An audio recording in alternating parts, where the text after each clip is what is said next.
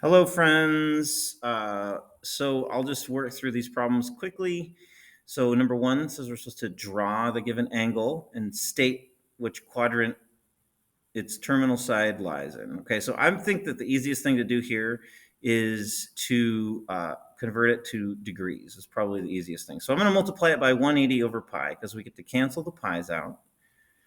And then we just have to do 11 ninths times 180. And remember, you can cross cancel. 180 divided by 9 is 20. And then you can just do 11 times 20. So this is a 220 degree angle. That's 11 times 20.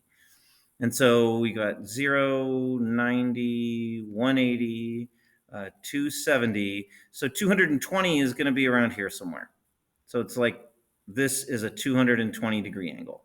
And that is in quadrant 3. So we can say that this is quadrant 3. Okay, let's go to number 2. We're supposed to determine the reference angle. The reference angle is the angle that makes a right angle with the x-axis. So the reference angle is just this amount here.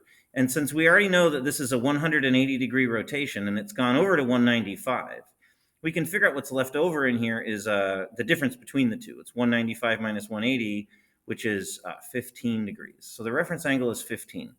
As far as coterminal angles go, the easiest way to calculate those is to just take a 360 degree spin around the triangle. So if you do like 360 plus 195, what is that, 460? It's like 555. And you can also do 360, let's do 195 minus 360. Because like you're going the other direction around there. And if you do that, you would get, I believe, negative 175 degrees. No, 165, darn it. I'm not re-recording this. So negative 165 degrees. So you have one positive and one negative coterminal angle. And it's just because we're going from 195, we're going all the way around the circle and back to where we started. Or with the negative version, we're going all the way around the circle and back to where we started in negative land. All right, let's see here.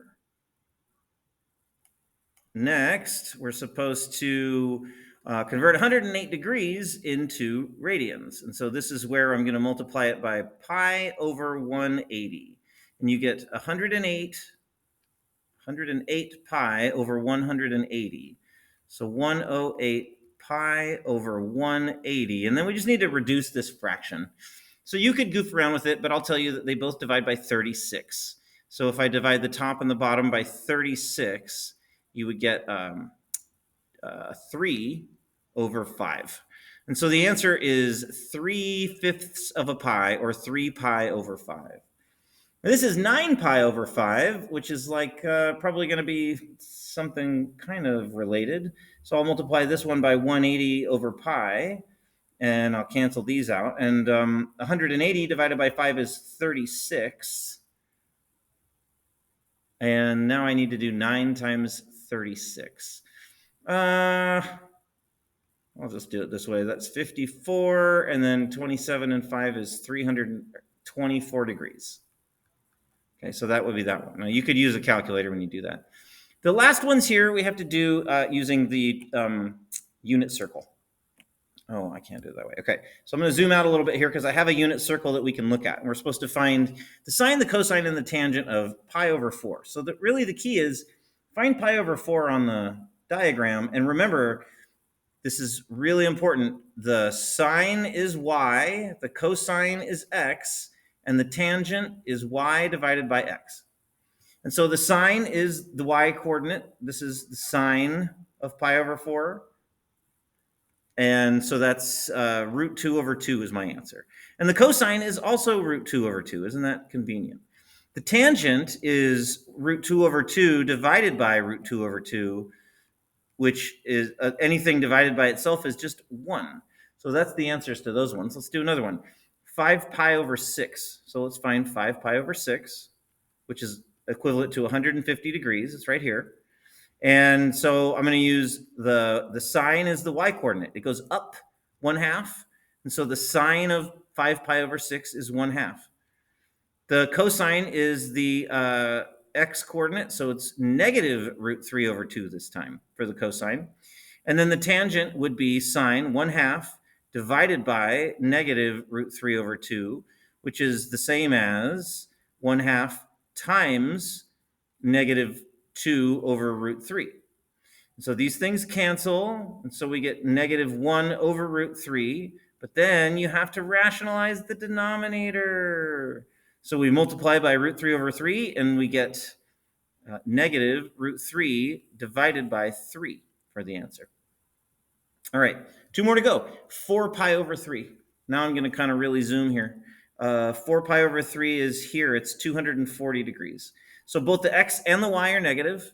And remember, if if sine is x, then I use the y coordinate, negative root 3 over 2. The cosine is negative 1/2. And the tangent is negative root 3 over 2 divided by negative 1/2, which is the same as negative root 3 over 2 times 2 over 1, negative. And so the 2's cancel, the negatives cancel, and you just get the square root of 3. And it's positive this time. Last one, 7 pi over 4. Let's see here. Where is that 7 pi over 4? I guess it's right here. It's 315 degrees. Oh, it's one of those lots of root 2 over 2's. Okay, so that means that the sine is the y coordinate. In this case, that's negative root 2 over 2, because it's the y coordinate here. The the cosine is the x coordinate. That's positive root 2 over 2. And then finally, the tangent, which is sine divided by cosine, y divided by x, is negative thing divided by positive thing. It's negative 1. Okay, I hope you have a great weekend. Thanks for watching. See you later.